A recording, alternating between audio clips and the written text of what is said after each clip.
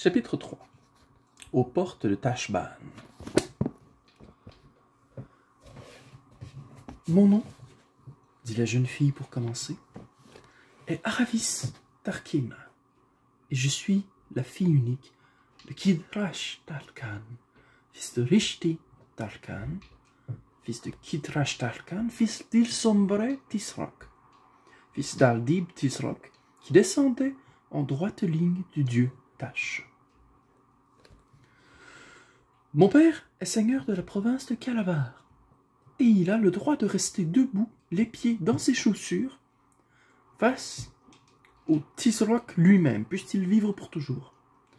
Ma mère, qu'elle repose en paix dans les bras des dieux, est morte, et mon père s'est remarié. Un de mes frères est tombé à la guerre contre les rebelles, et l'autre n'est encore qu'un enfant.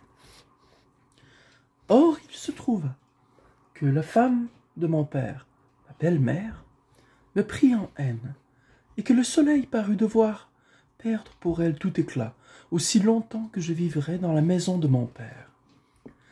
Aussi persuada-t-elle, mon père, de me promettre en mariage à Ahoshta Tarkan. Il faut dire que cette Ahoshta est de basse extraction, même si, ces dernières années, par la flatterie et de méchants conseils, il a su gagner la faveur du Tisroc, puisse-t-il vivre pour toujours. Ce qui lui a valu d'être fait Tarkan, de recevoir en fief de nombreuses villes, en attendant vraisemblablement d'être choisi comme grand vizir, quand mourra le grand vizir actuel.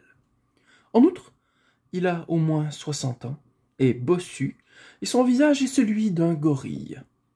Néanmoins, mon père, prenant en considération le pouvoir et la fortune de cette Ahoshta, poussé par sa femme, a envoyé des messagers lui proposer ma main. Et cette proposition a été favorablement accueillie. Ahoshta a fait dire qu'il m'épouserait cette année même, au plein de l'été. Quand cette nouvelle m'est parvenue, le soleil a perdu pour moi tout éclat. Je me suis étendu sur mon lit et j'ai pleuré toute une journée. Mais le jour suivant, je me suis levé, j'ai lavé mon visage, fait sceller ma jument Chouine, j'ai pris avec moi une dague acérée que mon frère avait emportée dans ses guerres de l'Ouest et me suis éloigné à cheval, seul. Une fois la maison de mon père hors de vue, quand j'ai atteint une grande clairière verte dans un bois, que je savais vide de toute habitation, je suis descendu de ma jument Ruine et j'ai dégainé la dague. Puis j'ai entrouvert mes vêtements, à l'endroit que je pensais être le chemin le plus direct vers mon cœur, et j'ai prié tous les dieux de me permettre que je me retrouve aux côtés de mon frère dès que je serai morte. Après cela, les yeux fermés, serrant les dents, je me suis préparé à guider la dague vers mon cœur. Mais avant que j'aie pu le faire, la jument que voici s'est mise à parler avec la voix d'une fille des hommes.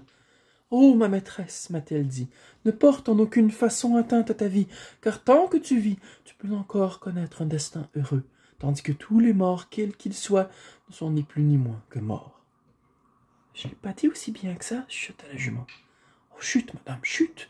dit Brie, complètement pris par le récit. « Il raconte dans le grand style qu'alors mène, aucun conteur d'aucune cour du Tisroc ne pourrait mieux faire. Faites-nous faire la grâce de poursuivre, Tarkina. » Aravis enchaîna. Quand, dans le murmure de ma jument, j'ai reconnu le langage des hommes, je me suis dit que la crainte de la mort égarait mes sens et ma raison. J'étais rempli de honte, car pour toute personne de mon lignage, la mort ne doit pas paraître plus redoutable que la piqûre d'un moucheron. Je me suis donc de nouveau employé à me poignarder. Mais Huin s'est collé tout contre moi, a interposé sa tête entre le couteau et moi, et m'a tenu tout un discours, en recourant aux arguments les plus excellents, pour me réprimander comme une mère reprenant sa fille.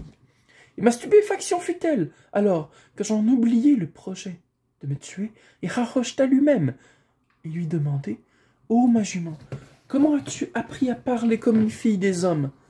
Et Huin m'a raconté ce que tout le monde sait ici, à savoir qu'il est un Narnia des animaux qui parlent, et qu'elle fut enlevée là-bas alors qu'elle n'était qu'une petite pouliche.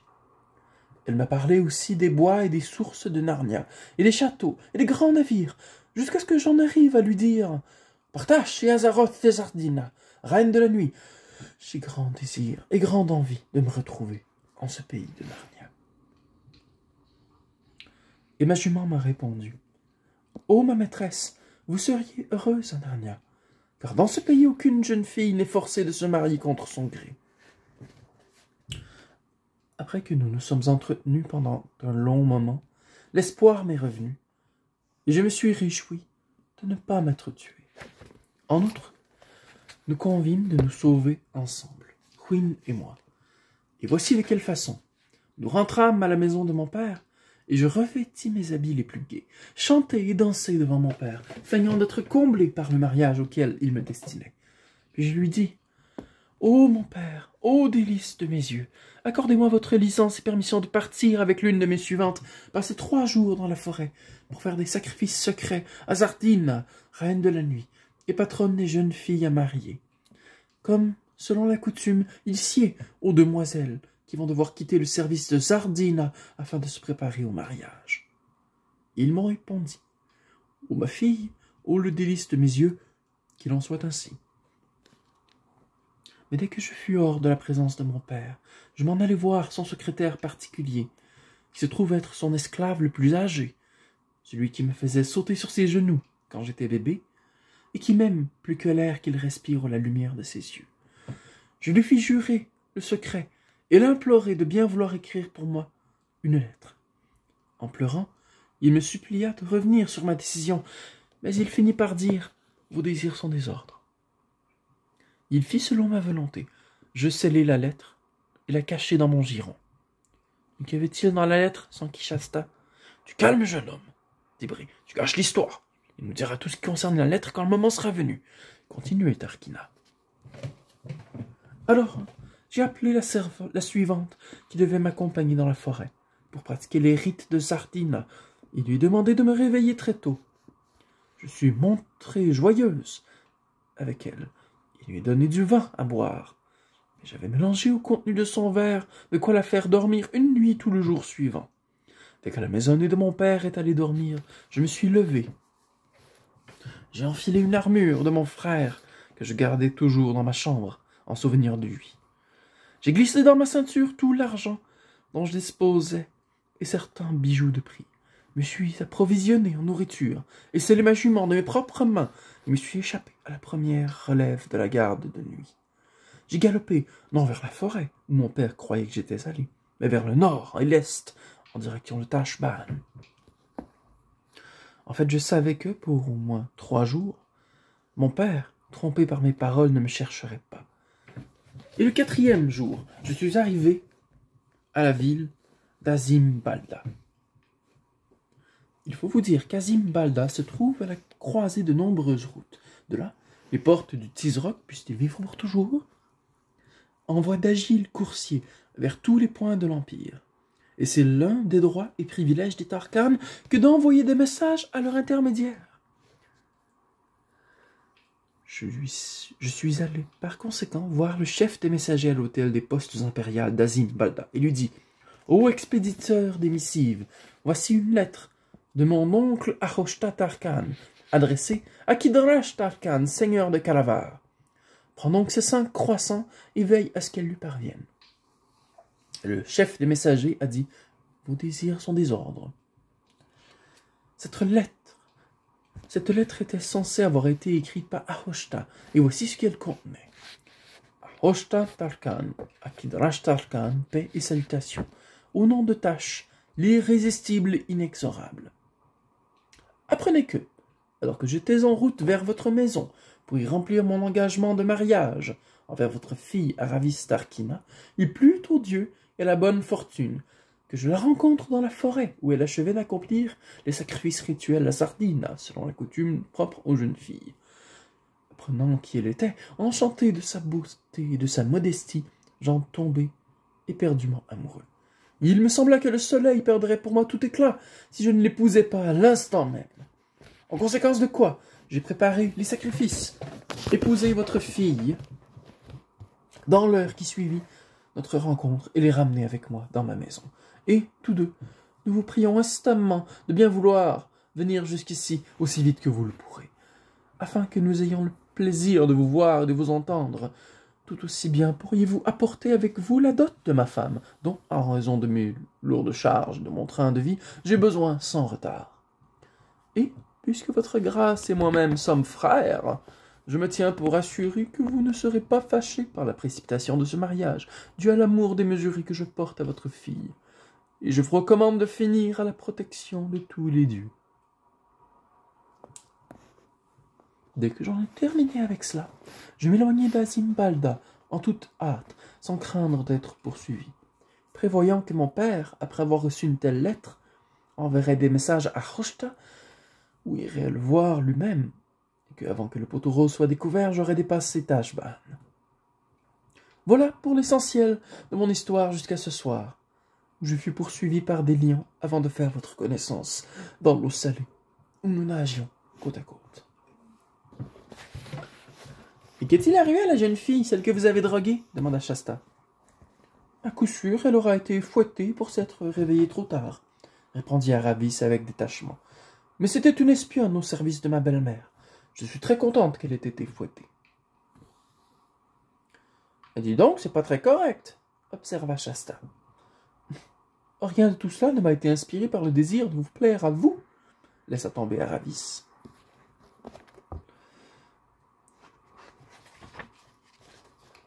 Il y a autre chose que je comprends pas bien dans votre histoire. Vous n'êtes pas adulte, pas plus âgé que moi, je crois. C'est même pas mon âge, en fait. Comment pourriez-vous avoir été marié si jeune? Aravis ne répondit pas. Mais Bree s'empressa de dire. Shasta, ne fais pas étalage de ton ignorance. On se marie toujours à cet âge, dans les grandes familles d'Arcane. Shasta rougit violemment, mais il y avait trop peu de lumière pour que les autres s'en aperçoivent, et se sentit snobé. Aravis demanda à Bree de raconter sa propre histoire.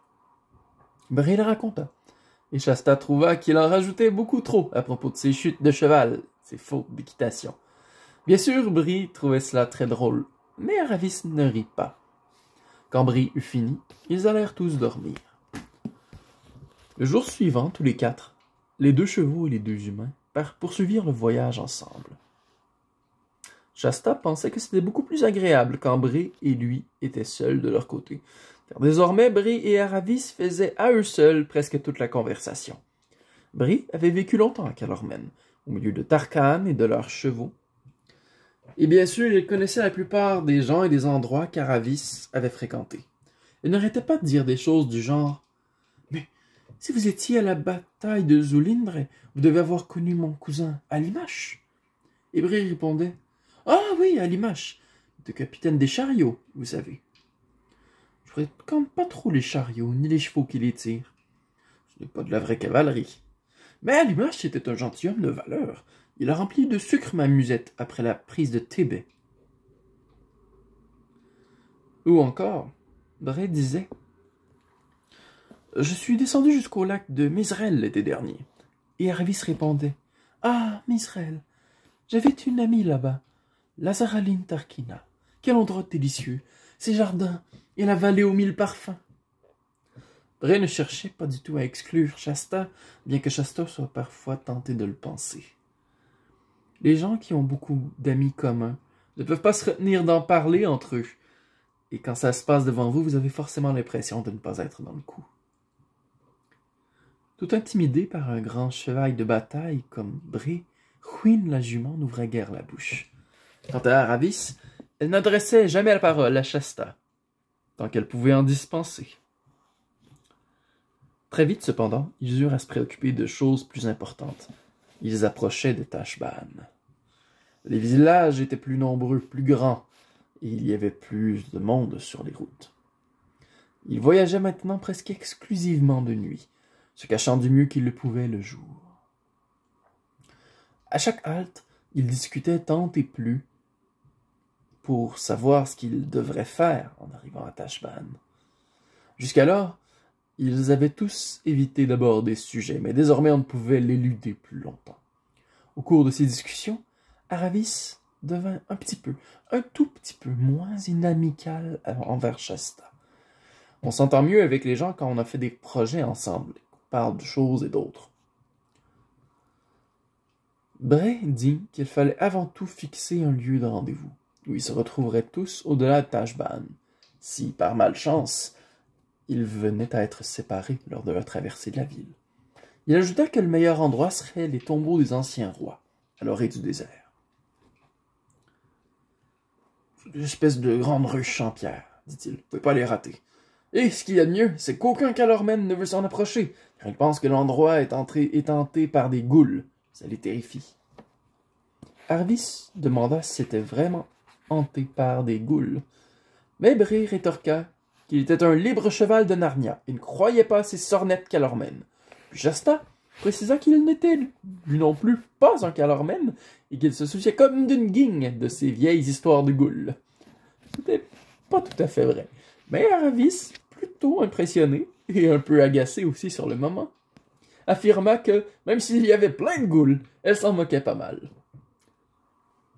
Aussi fut-il convenu que les tombeaux seraient leur point de ralliement, au-delà de Tashbaan. Et ils avaient l'impression d'avoir bien avancé, jusqu'à ce que Hwin fit timidement remarquer que le vrai problème n'était pas ce qu'il ferait après avoir traversé Tashbaan, mais comment il s'y prendrait pour traverser la ville. « Nous verrons cela de même, dame, » dit Bray. « Il est maintenant temps de faire un petit somme. » Mais c'était effectivement un problème difficile. La première suggestion d'Aravis fut que, de nuit, il traverse le fleuve à la nage, en aval de la ville, sans entrer dans Tashbaan. Bray fit 2 objections. La première, que l'estuaire du fleuve était très large, que ce serait pour Hwin un trajet à la nage beaucoup trop important, surtout avec un cavalier sur son dos. Il pensait que, pour lui aussi, ça serait trop long, mais il ne s'étendit pas là-dessus. L'autre, que beaucoup de bateaux y passaient, avec des gens sur le pont, et que si sur l'un d'eux, quelqu'un voyait 2 chevaux traverser à la nage, il se poserait à coup sûr des questions. Shasta pensait qu'il devrait remonter le fleuve en amont de Tashbaan, jusqu'à ce qu'il soit assez étroit pour qu'on puisse le traverser. Mais Bray lui expliqua qu'il y avait de 2 côtés, sur des kilomètres des rives, des jardins, des maisons de villégiature où vivaient des Tarkanes et des Tarkinas, qui se promenaient à cheval sur les routes et donnaient des fêtes sur le fleuve. En fait, là, plus que n'importe où au monde, Aravis, ou même lui, Bray, risquait de rencontrer quelqu'un qui les reconnaîtrait. « Faudra qu'on soit déguisé, » suggéra Shasta. Hwin dit qu'à son avis, la solution la plus sûre serait de traverser directement la ville d'une porte à l'autre, parce qu'on se fait moins remarquer dans la foule. Mais par ailleurs, elle approuvait l'idée du déguisement. « Les 2 humains, dit-elle, devront s'habiller de guenilles pour ressembler à des paysans ou des esclaves. L'armure d'Aravis, nos selles et toutes nos affaires doivent être empaquetées et chargées sur notre dos, et les enfants feront semblant de nous conduire pour donner l'impression que nous ne sommes que des bêtes de somme. »« Ma chère Hwin, » s'exclama Aravis d'un ton vaguement méprisant. « Comme si quiconque pouvait prendre Bray pour quoi que ce soit d'autre qu'un chevalier de bataille, sous quelque déguisement que ce soit. » Jacqueline a pensé que c'est tout à fait impossible, approuva Bray, en brouant et en rejetant imperceptiblement ses oreilles en arrière. Je sais bien que c'est pas un très bon plan, concéda Hwin. Je crois que c'est notre seule chance. Il y a une éternité que nous n'avons été pensés, et nous ne ressemblons plus à rien, en ce qui me concerne en tout cas, c'est sûr. Je suis convaincu que si nous sommes tous couverts de boue, et que l'air indolent et fatigué, nous allons tête basse, veillant à ne pas du tout claquer nos sabots, nous ne ferons sans doute pas remarquer. Nos queues doivent aussi être coupées court, pas proprement, vous voyez, mais tout est filoché. « Très chère madame, » lui dit Bray, « est-ce que vous représentez combien ce serait désagréable d'arriver à Narnia dans cet état ?»« C'est que, » répondit humblement Hwin, qui était une jument pleine de bon sens, « ce qui compte, c'est d'y arriver. » Ce fut le plan de Hwin qu'il fallut adopter, finalement. Bien que personne ne l'appréciât beaucoup. Il posait un certain nombre de problèmes, et impliquait ce que Shasta appelait du vol, et Bray des raids.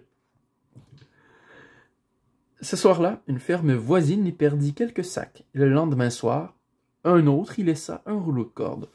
Mais il fallut bien acheter honnêtement dans un village, contre argent comptant, les vieux vêtements de garçon tout déchirés que porterait Aravis. Shasta les rapporta triomphalement à la tombée de la nuit. Les autres l'attendaient parmi les arbres au pied d'une petite chaîne de collines boisées qui se trouvait en travers de leur chemin. Ils étaient tous très excités, car il s'agissait là du premier relief à franchir. Quand ils en atteindraient la crête, ils verraient Tashbaan en contrebas. « Je voudrais que soyons déjà de l'autre côté de la ville, sains et saufs, » confia Shasta à Hwin.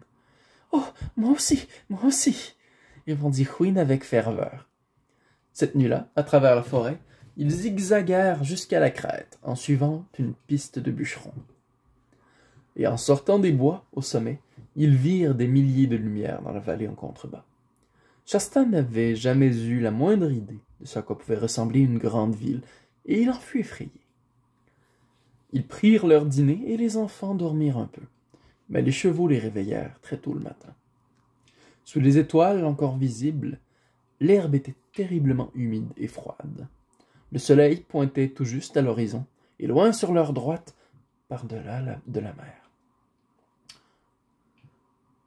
Aravis s'éloigna de quelques pas dans la forêt, et revint sous un aspect inhabituel, dans ses nouveaux vêtements déchirés, ses habits d'origine roulés en boule sous son bras. On les mit dans des sacs avec son armure, son cimeterre, les deux selles et tout l'élégant harnachement des chevaux. Bree et Hwin s'étaient déjà arrangés pour être aussi sales et hirsutes que possible. Il restait à couper leur queue. Il fallut défaire un des paquets. Étant donné que le seul instrument utilisable était le cimeterre d'Aravis, il fallut défaire un des paquets pour l'en ressortir. Ce fut ensuite un travail fastidieux et assez douloureux pour les chevaux. « Ah, ma parole !» s'exclama Bree. « Si j'étais pas un cheval parlant, quelle belle ruade je vous aurais envoyée en pleine tête! Je croyais que vous deviez la couper, pas l'arracher. C'est l'effet que ça me fait. » Mais ils finirent par tout mener à bien. En dépit de la semi-obscurité et des doigts engourdis par le froid, les gros paquets furent fixés sur les chevaux. Les enfants prirent en main les licoles de corde qu'ils portaient maintenant à la place des brides des rênes. Et le voyage commença. « N'oubliez pas, dit Bree, de rester ensemble autant que nous le pourrons. Sinon, rendez-vous au tombeau des anciens rois, et le premier arrivé attendra les autres. » Autre chose à ne pas oublier, ajouta Shasta. Quoi qu'il arrive, vous deux, les chevaux, ne vous laissez pas aller à parler.